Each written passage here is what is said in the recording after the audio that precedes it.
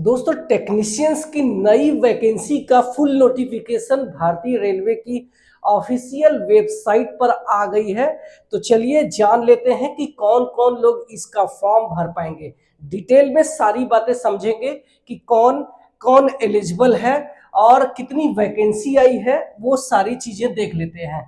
तो टोटल जो वैकेंसी है, ये पहले जब हमें इंडियन लेटर जारी हुआ था तो उसमें 6374 था। बाद में एक शॉर्ट नोटिस आई थी जो कि एम्प्लॉयमेंट न्यूज में आई थी कि अप्रोक्सीमेटली जो वैकेंसी है 6180 आने वाली है। लेकिन आप देख सकते हैं कि अभी जो फुल नोटिफिकेशन आई है, इसके वैकेंसी है 6238 वैकेंसी है। तो अब आप अपना जो फॉर्म है वो कल से यानी 28 जून 2025 से अपने फॉर्म को भारतीय रेलवे की ऑफिशियल वेबसाइट पर भर सकते हैं। इसका जो ऑफिशियल वेबसाइट है ये है rrbapply.gov.in है। ध्यान रखना, इसका जो अप्लाई करने का लिंक है ये यही है, किसी और लिंक पे मत चले जाना।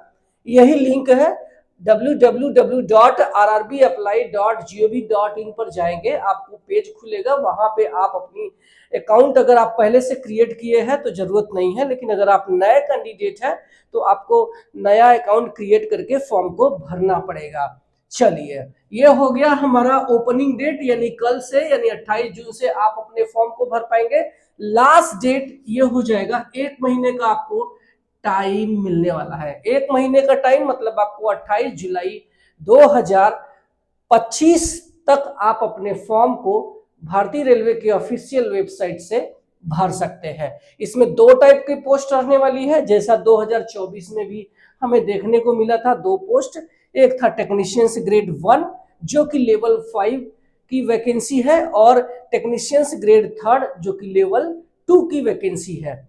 तो आपको ये जो टेक्नीशियंस ग्रेड 5 है, 5 लेवल 5 की वैकेंसी है, इसमें आपका जो सैलरी बनेगा ये लगभग 50 से 55 हजार बनने वाला है। वहीं टेक्नीशियंस ग्रेड 3 का जो सैलरी है ये आपका 35 से 40 हजार रुपए बनने वाला है। ये मैं स्टार्टिंग सैलरी की बात कर रहा हूँ। 8वें वेतन आयोग में हो सकता है कि ये सैलरी आपकी डबल हो सकती है, जो कि हमें 1 जनवरी 2026 से लागू होने वाला है। ये हो गई हमारी टेक्नीशियंस ग्रेड 1 और टेक्नीशियंस ग्रेड 3। बात करते हैं कितनी पोस्ट है। तो टेक्नीशियंस ग्रेड फर्स्ट के लिए यहाँ पे 183 वैकेंसी टोटल के रूप में है। वहीं हम टेक्नीशियंस ग्रेड 3 का जो पोस्ट है टोटल 6055 है, यानी 6055। उसमें ये जो है आपका 12th पीसीएम यानी फिजिक्स केमिस्ट्री मैथ के साथ में अगर आपने 12th किया है, अगर आपने आईटीआई नहीं किया है तो भी आप फॉर्म भरेंगे तो आपके लिए जो पोस्ट है ये 470 रहने वाला है। वहीं अगर आपने आईटीआई या फिर अपने रेलवे से अप्रेंटिस किया है तो आपका जो पोस्ट है ये 5085 है, सॉरी 5585 है। तो बहुत सारे बच्चों के मन में सवाल ये उठता है कि कौन कौन लोग भर सकते हैं। तो मैंने वही बता दिया कि अगर आपने आईटीआई किसी भी ट्रेड से किया है तो आप देख सकते हैं उसमें बहुत सारे पोस्ट मिलते हैं जिसमें कि आपकी आईटीआई एलिजिबल है तो आप फॉर्म भर सकते हैं। इसी पर आगे बात करेंगे, थोड़ा सा डिटेल में बात करते हैं कि कौन कौन लोग इसका फॉर्म भरने वाले हैं। तो मैं क्वालिफिकेशन की बात कर लूं। ध्यान रखना कि मतलब क्वालिफिकेशन बहुत इंपॉर्टेंट है, तो इसको बहुत ही ध्यान से सुनना।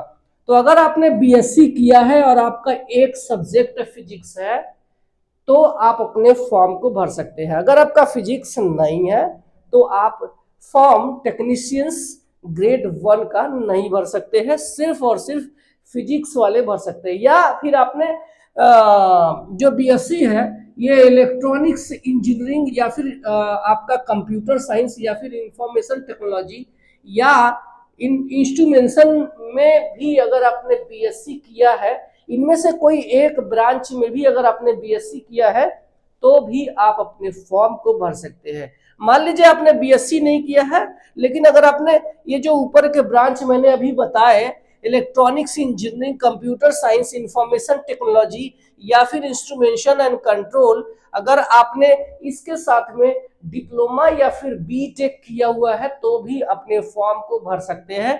आप अगर इनके कॉम्बिनेशन वाली जो ब्रांच है आपने उससे भी अगर ये डिग्री डिप्लोमा किया है तो भी आप अपने फॉर्म को भर सकते हैं। जैसे मान लीजिए किसी ने इलेक्ट्रॉनिक्स एंड टेलीकम्युनिकेशंस से बीटेक किया हुआ है, उसका एक ब्रांच रहा है, तो फॉर्म भर सकता है। कहीं ना कहीं ये जो कंप्यूटर है या फिर इलेक्ट्रॉनिक्स है या फिर इंफॉर्मेशन टेक्नोलॉजी है, ये आपके जो स्ट्रीम है, जो सब्जेक्ट है, उसमें आना जरूरी है। तो आप ये बातें समझ गए होंगे। अब बहुत सारे बच्चों के मन में सवाल उठता है कि क्या बीसीए वाले भर सकते हैं, यानी बैचलर ऑफ कंप्यूटर एप्लीकेशन के जो डिग्री किए हुए होते हैं, क्या आप उसका फॉर्म भर सकते हैं? तो नहीं भर सकते हैं। जैसे ही आप फॉर्म भरने जाएंगे तो आपके सामने या तो बीएससी का ऑप्शन खुलेगा या फिर आप डिप्लोमा का ऑप्शन खुलेगा या फिर आप बीटेक का ऑप्शन खुलेगा। आपको बीसीए का ऑप्शन नहीं खुलने वाला है, तो आप अपना फॉर्म नहीं भर सकते हैं।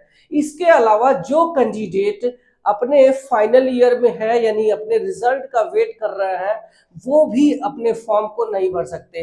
ये आप पास होने चाहिए इसके लास्ट डेट तक, यानी 28 जुलाई 2025 तक आपके रिजल्ट आपके हाथ में अगर आ गए हैं तभी आप इसका फॉर्म भर सकते हैं।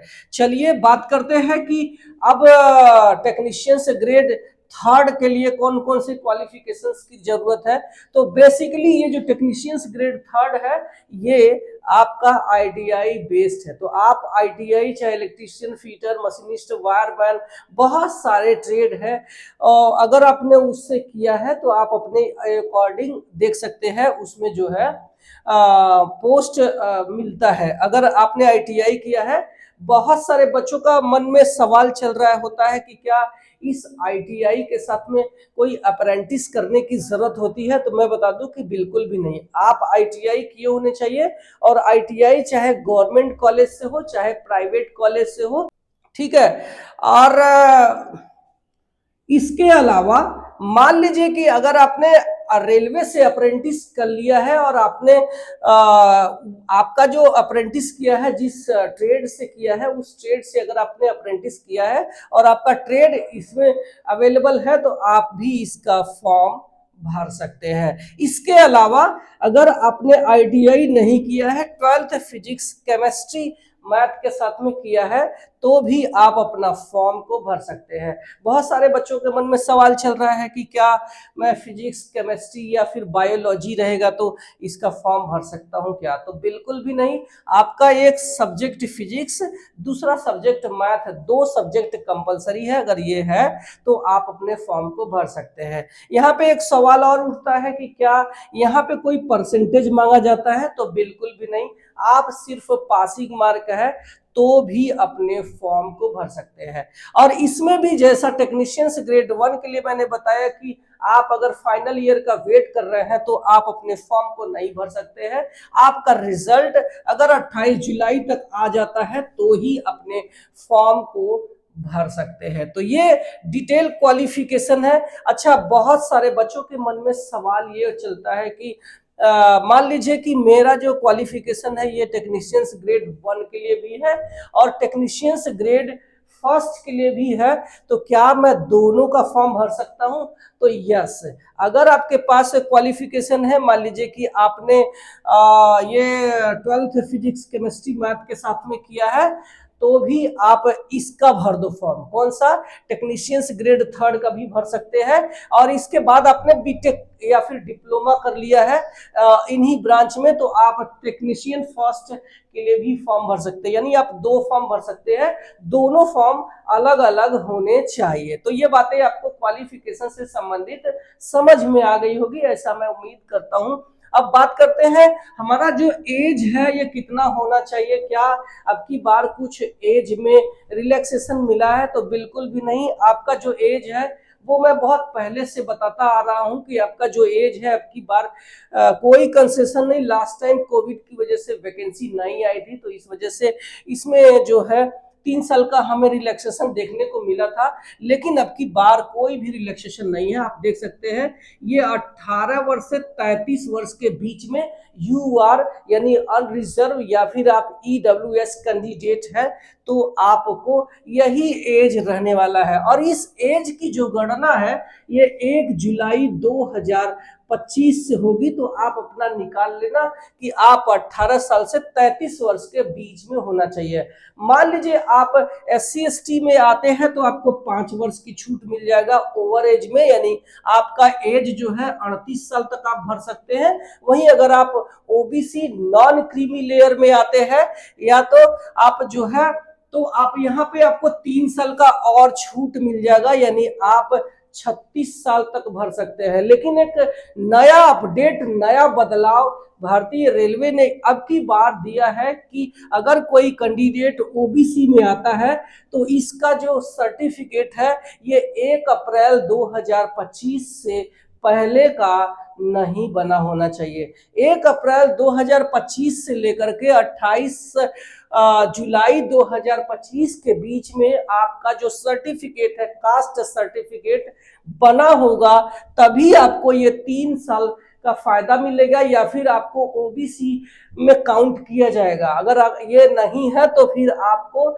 अनरिजर्व में काउंट कर लिया जाएगा। तो ये बातें आपको समझ में आ गई होगी क्लियर तरीके से। अब बात करते हैं कि क्या अब की बार जो एग्जाम पैटर्न है, जो सिलेबस है, क्या इसमें कोई बदलाव किया है? क्योंकि बहुत बड़ी डिमांड चल रही थी कि इसमें जो है टेक्निकल के सब्जेक्ट पूछे जाते हैं और वो टेक्निकल सब्जेक्ट नहीं पूछे जा रहे हैं, जिसकी वजह से जो कट ऑफ है बहुत हाई चली जा रही है। जो एवरेज बच्चा है वो शायद यहाँ पे मार खा जा रहा है, क्योंकि अगर टेक्निकल रहता तो शायद वो कर लेता। लेकिन यहाँ पे जो SSC की तैयारी करने वाले हैं या फिर रेलवे NTPC या जो हायर ग्रेड के तैयारी करने वाले बच्चे हैं, अगर इसमें फॉर्म भरते हैं तो उसके कट ऑफ को बहुत हाई बना देते हैं। तो ये डिमांड चल रही थी, बट इसमें क्या बदलाव किया गया है वो देख लीजिए। तो इसका जो सिलेक्शन प्रोसेस है वो सिलेक्शन प्रोसेस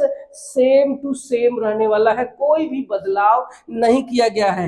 एक ही CVT होगा, उसके बाद आपका DV होगा और DV होगा उसके बाद मेडिकल हो जाएगा, मेडिकल के बाद आपकी ज्वाइनिंग हो जाएगी। इसका जो मेडिकल है B1 होता है और B1 मेडिकल में आपको 6/12 चश्मे के साथ में अलाउ कर दिया जाता है। इसमें भी आपको जो है बहुत टाइप के मेडिकल होता है, A3 से स्टार्ट होता है, उसके बाद आपका B1 B2 इस तरीके से आपका रहने वाला है। इसमें जो A3 मेडिकल होता है इसमें जो है चश्मे के साथ में आपका 6/9 होना चाहिए, और जो कि ये सिर्फ और सिर्फ रेलवे के जो ट्रैक मशीन डिपार्टमेंट है, इंजीनियरिंग डिपार्टमेंट के अंदर आता है। अगर आप उसमें टेक्नीशियंस बनना चाहते हैं तो आपको A3 मेडिकल होना है, नहीं तो बाकी में आप B1 B2 भी रहेगा तो चलेगा। वहां पे आपको 6/12 चश्मे के साथ में अलाउ रहता है, और B1 B2 में आपने लेजर से ऑपरेशन करके रखा है तो भी यहाँ पे अलाउ होता है। यहाँ पे एज थोड़ा सा मैं और क्लियर कर देता हूं कि यहाँ पे जो अगर कोई PWD कैंडिडेट है यानी अगर विकलांग है तो उसको पूरा का पूरा 10 वर्ष की छूट मिलती है अगर वो UR का है। 5 साल SC ST के लिए और एक्स्ट्रा छूट मिल जाएगा, OBC के लिए और एक्स्ट्रा छूट मिल जाता है। यहाँ पे सिलेक्शन प्रोसेस मैं क्लियर थोड़ा कर देता हूं कि ये CBT में कौन कौन से सवाल आने वाले हैं। तो कोई भी बदलाव नहीं किया है।